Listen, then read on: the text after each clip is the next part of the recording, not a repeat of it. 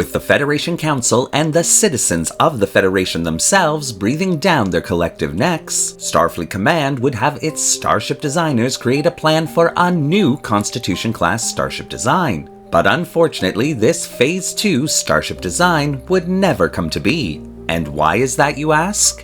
Well, today we'll find out. Hello and welcome to another episode of Truth or Myth Beta Canon, a Star Trek web series that dives into the history of any given topic using beta canon sources and my own imagination to fill in the gaps. In today's episode, we're taking a look at the Refit enterprise that could have been, to better understand its place in Star Trek history.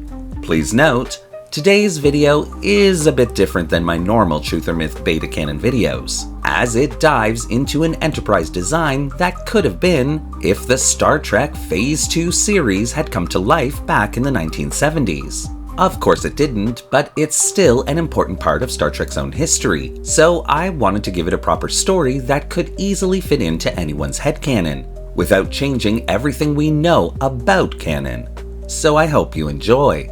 But, as always, because this is just a fan fiction video, all information relayed should pretty much be taken with a grain of stardust and only considered a little bit of Star Trek fun. And so, with all that out of the way, let's begin. The Federation's public at large was rapidly losing faith in Starfleet Command's ability to protect them. The First Klingon War of 2256 had been a major blow to Federation morale, even though in the end, the Federation had somehow been victorious. But by the early 2260s, Federation sentiment had begun to change in favor of Starfleet once again. But this would all change again in 2267. The USS Constellation, a hero starship of the Constitution class, the jewel of Starfleet's crown, would be wrecked and subsequently lost fighting against a planet-killing device known as the Doomsday Machine. Her entire crew, along with one of the most decorated Starfleet captains serving at that time, Commodore Matthew Decker, would all be lost, compounding this tragedy. Shortly thereafter, in 2268, the USS Intrepid, another Constitution-class starship with an all-Vulcan crew, would be consumed by a space-dwelling lifeform, while the USS Exeter was abandoned in orbit of planet Omega-4 after being infected with a virus, culminating in all hands being lost except for its captain Ronald Tracy. This year would also see the disastrous M5 computer test that would kill many Starfleet officers and heavily damage several vessels.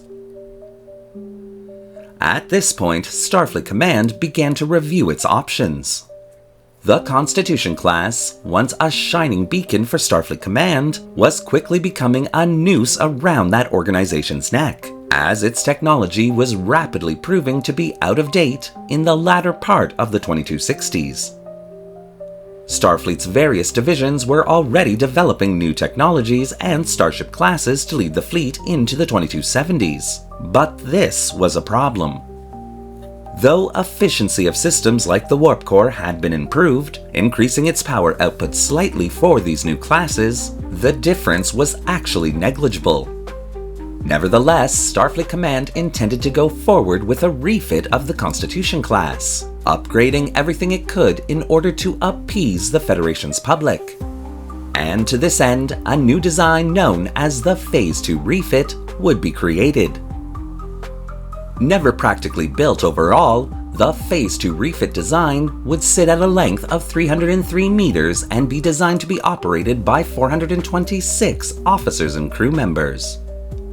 As designing of this uprated starship class commenced, Starfleet's Warp Design Division would begin testing a new box-like nacelle that they hoped would be the future of warp travel, and Starfleet Command would hastily include this new type of nacelle within its design. As a result, the Phase 2 Constitution-class Refit would have had a standard safe cruising speed of warp factor 7, with an emergency maximum speed of warp factor 9 for 14-hour increments, all old warp scale of course. Tactically, the Phase 2 refit would have been fully loaded with various dual-emitter phaser banks, as well as 2 forward-facing torpedo launching systems.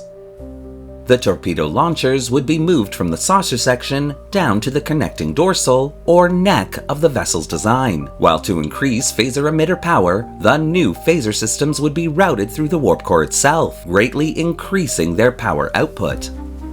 However, shielding for the Phase 2 refit wouldn't see much of an increase over her previous Constitution-class design. The main deflector dish, though retaining the similar look of the earlier Constitution-class design, would now be enclosed, a move that would be made in order to provide the dish with more protection during combat. And the design lines of the vessel class would also be slightly altered to accommodate several new technologies, including a brand new cargo complex. The design for the Phase 2 refit Constitution class was certainly an elegant one, but for all intents and purposes, the changes to the class were more cosmetic than actual improvements to it. The end of 2268 would see the loss of yet another Constitution-class starship, the USS Defiant, into interphasic space. And although this would increase public outcry for Starfleet Command to seriously revamp their fleet, something good would come out of this tragedy, a completely new warp core technology that would become affectionately known as the vertical warp core. Thanks to the USS Enterprise's sensor data collected on Tholian starship design, as well as data on interphasic space, Starfleet's best and brightest, working in concert with the Daystrom Institute, would, in less than a year, develop an entirely new warp core, far stronger than any warp core ever created before her. And this style of warp core would quickly become the standard type used throughout Starfleet for centuries after, albeit modified and improved upon by future generations. And with the USS Enterprise's safe return from its latest 5-year exploratory mission, Starfleet Command would make the unprecedented decision to scrap the Phase 2 refit design concept in favor of a hastily thrown together new design that would eventually become the Constitution-class refit that we all know and love today. Created because of the pressure being put on Starfleet Command by the Federation's public, the Phase 2 Constitution-class refit design would never materialize. Yet, many of the concepts included in that design would be repurposed into a newer, better design that would lead the Federation forward for decades, earning the Phase 2 refit its unfortunate, yet necessary place in Starfleet history. Thank you for watching today's episode of Truth or Myth Beta Canon. What do you think of the Phase 2 Constitution-class refit design and the historical narrative that I've created here? Do you want to see more videos like this one? Well, leave your comments in the section below, and don't forget to like the video and subscribe to the channel, hitting that little bell icon so you won't miss a single video we release. Want to help the channel make the citizens of the Federation happy by creating a new, top-of-the-line starship design to protect them? Then consider becoming a channel member subscriber or a channel patron. Both a major help that allows this channel to purchase resources and 3D models to keep it going. The link to both memberships is in the description below. Thanks again for watching, live long, and prosper.